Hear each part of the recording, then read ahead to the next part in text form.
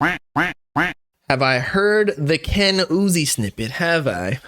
I think that we actually got, I don't know if we heard a snippet back in the day or if somebody who was in the leak space, maybe it was like King Bob or maybe it was somebody else, like in one of those abstract discords in the crevices of the dark web and whatnot, who said like, yo, there's a Ken Lone Uzi snippet. I'm like, damn. So we got Uzi. I remember talking about this with y'all.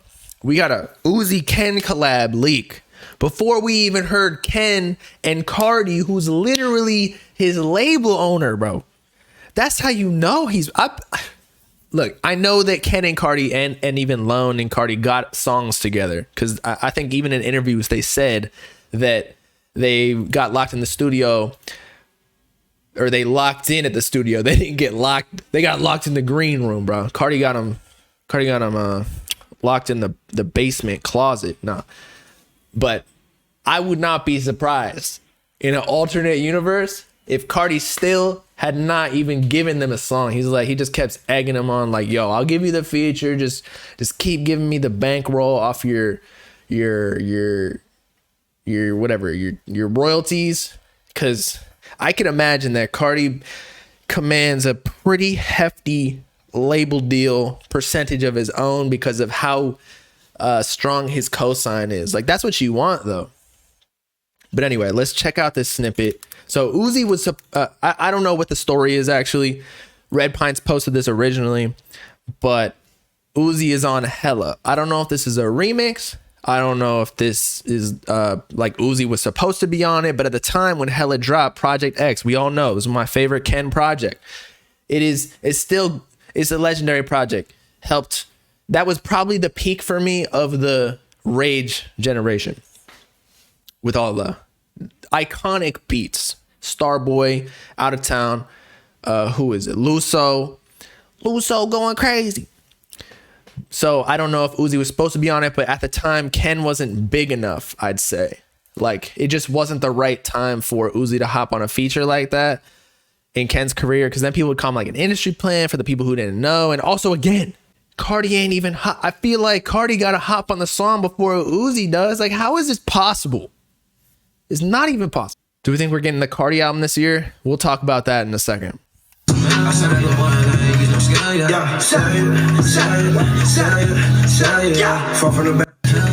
Okay, that doesn't seem like AI or a fake feature or anything. Like what are they doing nowadays? They're taking like acapellas from different songs and they piece them together on a different beat. Like that Celia and Hella, they rhyme pretty well, right? So it's gonna sound fire. Hopefully that leaks. Like I'm down to hear it.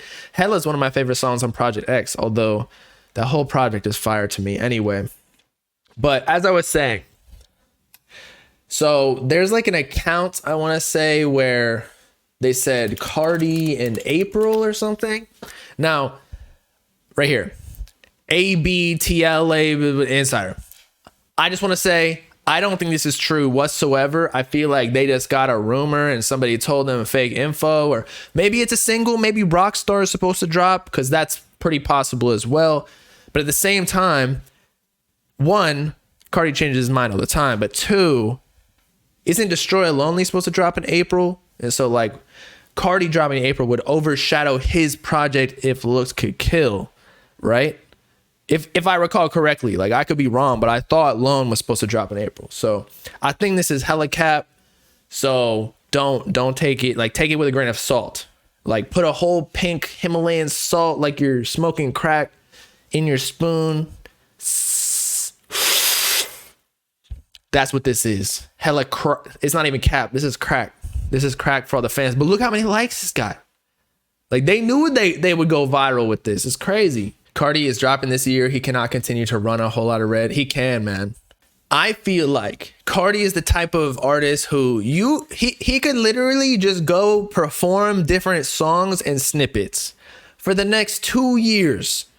Rockstar, among other unreleased tracks that he never actually releases, and people would still be anticipating the next project just because of the energy that he brings to these performances. I'm telling you, he can continue to blue ball people. Now, would that be good monetarily? No, because you got to start building your discography. So that he only got 3 projects out, man.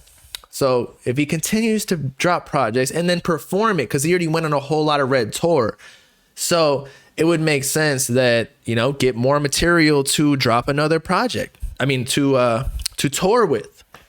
So I think it would be beneficial to drop the project. Also, Uzi, with that story, he said he and his love, pause, are gonna drop or are taking over the world soon. So I think, again, that means that they're both dropping soon.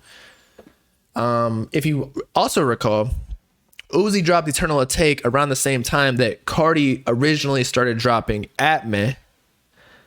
Or no, Uzi dropped Eternal Take before him, but then Carti started dropping, and then Uzi dropped the, what was it? Was it Not Me or like Baby Sasuke or something? No. What was it? I think it was just Sasuke. It had like the red cover with the Chinese or Japanese dragon or something. Y'all know what I'm talking about? It dropped in April of 2020 or May or something.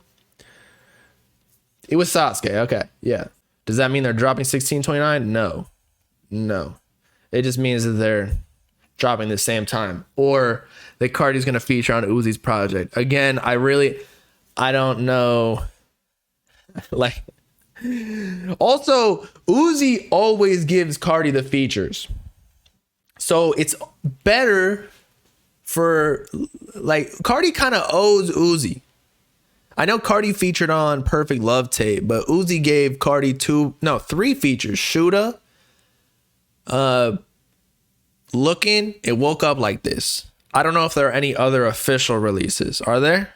But it's time for Carti to give him back a big feature, even though, again, Uzi's a bigger artist, on his next project, so that he, for free, mind you, because of the swaps, so that Uzi can make the bag off of this collab, because that, you know, that's going to break the internet. It's going to be the most popular song on the project by far, just because the two, they're, you know, they got a whole story behind them. Do I think they're going to do a feature swap? I don't know, man. They are illogical, because if we're talking about money, yes, they would do that because it would bring streams and hype to both of their projects, but both of them do their own thing. Like, they don't necessarily care about maximizing money. They care about their brands more, which is technically better in the long term. So don't get me wrong. So that's why I say, like, I don't think Carti will even feature Uzi on his project, but I hope they do for sure. But if they did the swap, I don't know. But the swap might already be in play, because technically, again, Uzi is giving Carti more features than vice versa. So Carti kind of owe him one already. Carti is bigger than... No, he's not, bro. Just look at the... Whole Lot of Red sold 100K. Eternal Take sold 288K. Okay? That's almost triple. Triple, bro. That doesn't make sense.